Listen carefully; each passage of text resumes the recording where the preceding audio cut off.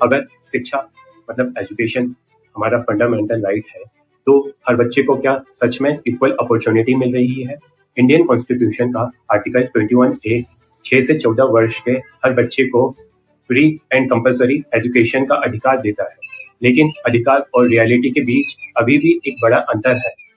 यह human potential को develop करने का एक सबसे बड़ा माध्यम। इंडिया की लिटरेसी रेट लगभग 77 से 78% है और उसमें भी फीमेल लिटरेसी लगभग 70% है, जो यह बताता है कि सुधार की अभी भी गुंजाइश है। यानी हमने प्रोग्रेस तो की है, लेकिन इक्वलिटी अभी भी पूरी तरीके से नहीं मिली है। हम रूरल एरियाज यानी ग्रामीण क्षेत्रों की बात करें, कुछ जगह स्कूल और घर के बीच की दूरी का अंतर बड़ा है, कमजोर इंफ्रास्ट्रक्चर है, डिजिटल एक्सेस की कमी की चुनौती बहुत बड़ी है।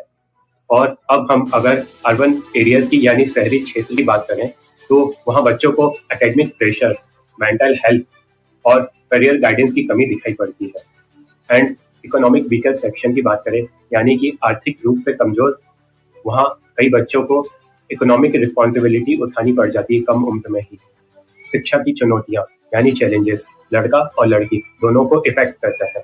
कई लड़कों को कम उम्र में घर चलाने का दबाव होता है, वहीं कई लड़कियों को अलग अलग तरीके से चुनौतियों यानी चैलेंजेस का सामना करना पड़ता है, जैसे कि safe transport, separate sanitisation facilities यानी टॉयलेट वगैरह, घर की रिस्पॉन्सिबिलिटी और कभी कभी सामाजिक सोच भी। भारत जैसे डाइवर्स सोसाइटी में चाहे वो लड़की शहर की हो या ग्रामीण की, उन्हें अलग अलग चुनौतियों से सामना करना पड़ता है। लेकिन यह जेंडर कॉन्फ्लिक्ट का विषय नहीं है, यह इक्वल एक्सेस का विषय है। जब किसी भी बच्चे को फुल पोटेंशियल से ग्रो करने का मौका नहीं मिलता है, तो इससे देश की कलेक्टिव ग्रोथ भी इफेक्ट होती है।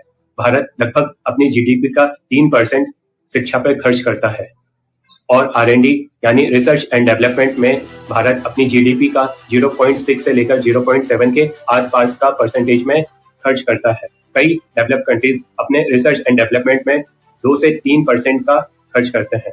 अगर एजुकेशन, साइंस एंड टेक्नोलॉजी में इन्वेस्टमेंट बढ़े तो इनोवेशन बढ़ेगा, स्टार्टअप सिस्टम मजबूत होगा, एम्प्लॉयमेंट बढ़ेंगे, स्किल्ड वर्क फोर्स तैयार होगी, इंडस्ट्री और जीडीपी ग्रोथ भी तेजी से बढ़ेगी। एजुकेशन में इन्वेस्टमेंट यानी फ्यूचर इकोनॉमी में इन्वेस्टमेंट।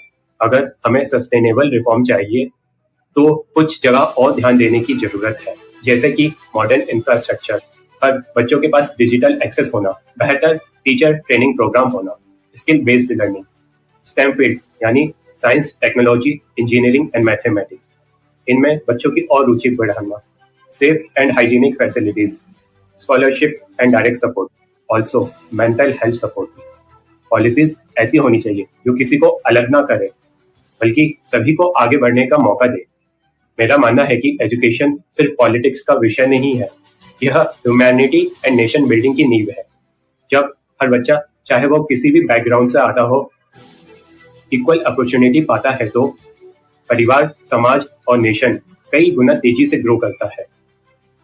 संविधान ने हमें शिक्षा का अधिकार यानी राइट टू एजुकेशन दिया हुआ है और यह हम सबकी जिम्मेदारी है कि उस अधिकार को रियल एंड क्वालिटी एजुकेशन में बदला जाए।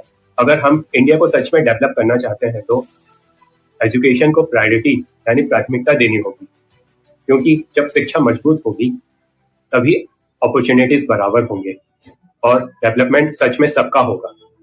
दोस्तों, आप ही बताइए, इंडिया में एजुकेशन में सुधार का सबसे बड़ा इंपॉर्टेंट कदम क्या होना चाहिए? कमेंट में जरूर बताएं।